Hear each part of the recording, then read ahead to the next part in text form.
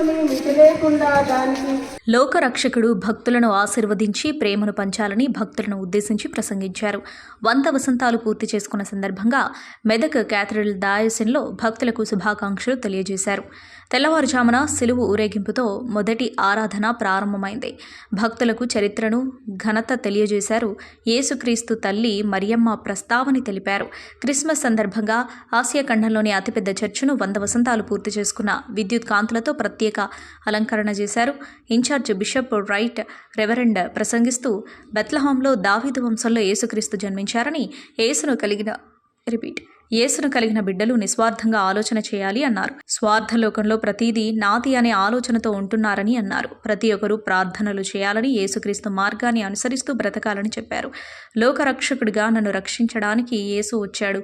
దిగులు వద్దు, అంతా యేసుదేవుని మహిమలు మనకుంటాయని భక్తులకు ధీమా వ్యక్తం చేశారు. ఈ వేడుకల్లో అందరూ భాగస్వామ్యం కావడం అదృష్టమని అన్నారు.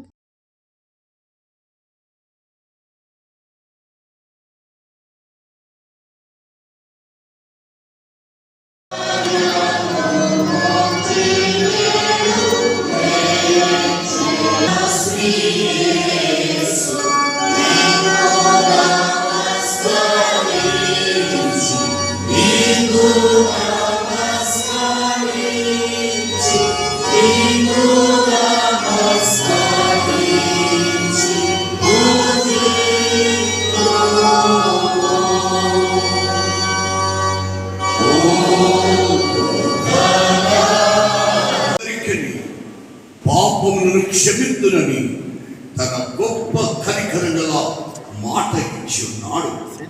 ఆయన మనను కనికరించి మన పాపములన్నిటి నుండి క్షమించి వాటి నుండి మనను విడుదల చేసి సమస్త సత్తులను మనం స్థిరపరిచి బలపరిచి నిత్య జీవనకు తీసుకొని వెళ్ళుగాక. ఆమేన్. దేవునికి స్తోత్రము కలుగును గాక. ప్రభు మీకు తోడైండును గాక. స్తుతించుకుంటూ ఎలా వెళ్ళారు? జ్ఞానులు ఎలా ఒక నూతన మార్గంలో పయనించారు, మేము కూడా అలా ఆశీర్వదింపబడతాం. యేసయ్యా మాతో మాట్లాడు. ఈ మహాదేవాలయము 100 సంవత్సరాల ప్రతిష్ట వార్షికోత్సవం జరుపుకుంటున్న ఈ దినమున దేవా, ఈ దేవాలయంలో మా జీవితాలను కూడా రక్షకునికి ప్రతిష్ఠించుకోవడానికి మాతో మాట్లాడమని యేసుని నామమున ప్రార్థిస్తున్నాను తండ్రి. ఆమేన్.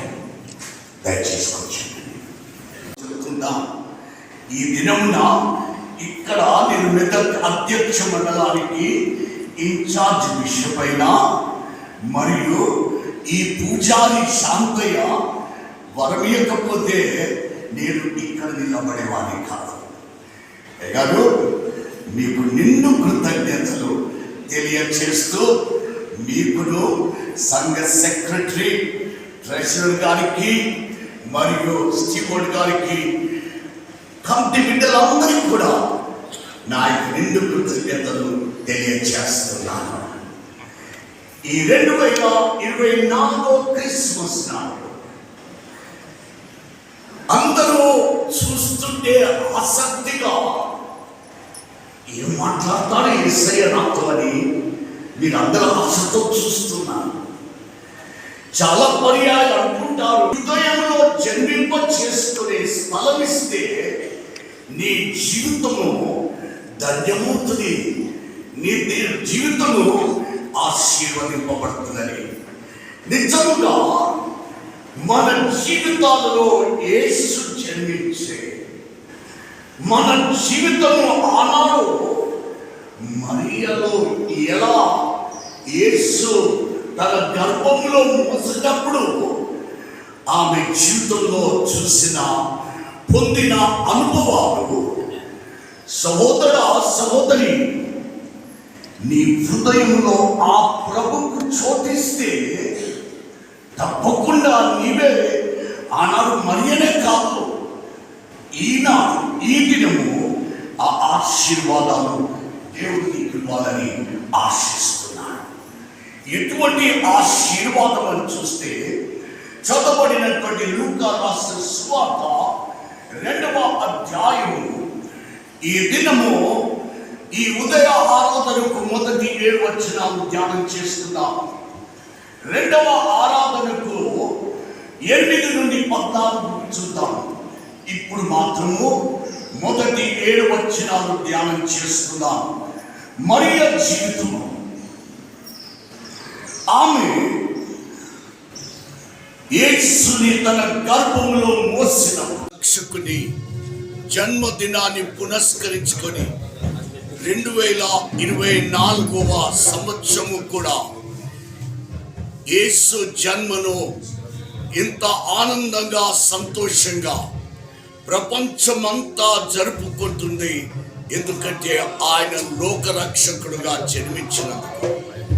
ఈ దినమున మెదక్ మహా అధ్యక్ష మండలంలో జరుగుతున్న ఈ యొక్క వేడుకలకు విచ్చేనైనటువంటి గౌరవనీయులైన ముఖ్యమంత్రులు రేవంత్ రెడ్డి గారు మరియు మిగతా మంత్రుల బృందము, స్థానిక ఎమ్మెల్యే గారు అందరూ కూడా రానున్నారు. కాబట్టి ఈ యొక్క పండుగ మరీ ఆనందదాయకంగా మాకు ఎంతగానో ఇది మా యొక్క విశ్వాస 100 ఏళ్ళ ఈ యొక్క పంటలో మేము అనుభవిస్తున్న సంతోషమైన దినము వారి రాకడ. ఈ సమయంలో ముఖ్యంగా 100 సంవత్సరాలు ఈ దినమున ఈ మెదక్ మహాదేవాలయం యొక్క ప్రతిష్ట వార్షికోత్సవం జరుపుకుంటున్న ఈ సంబరాల మరియు లోకరక్షకుడు జన్మించిన ఆ రక్షకుని నామమున మీ అందరికీ నిండు క్రిస్మస్ శుభాలు తెలియజేస్తూ దేవుడు మిమ్మల్ని అందరినీ ఆనాడు జ్ఞానులను, గొర్రెల కాపర్లను, మరియను, యోసేపును దీవించిన దేవుడు మిమ్మల్ని అందరినీ దీవించును గాక. ఆమేన్. ఆమేన్. Hi everybody, this is Kiriti Damaraju. Like, share and subscribe to Saira TV. Oh, Saira!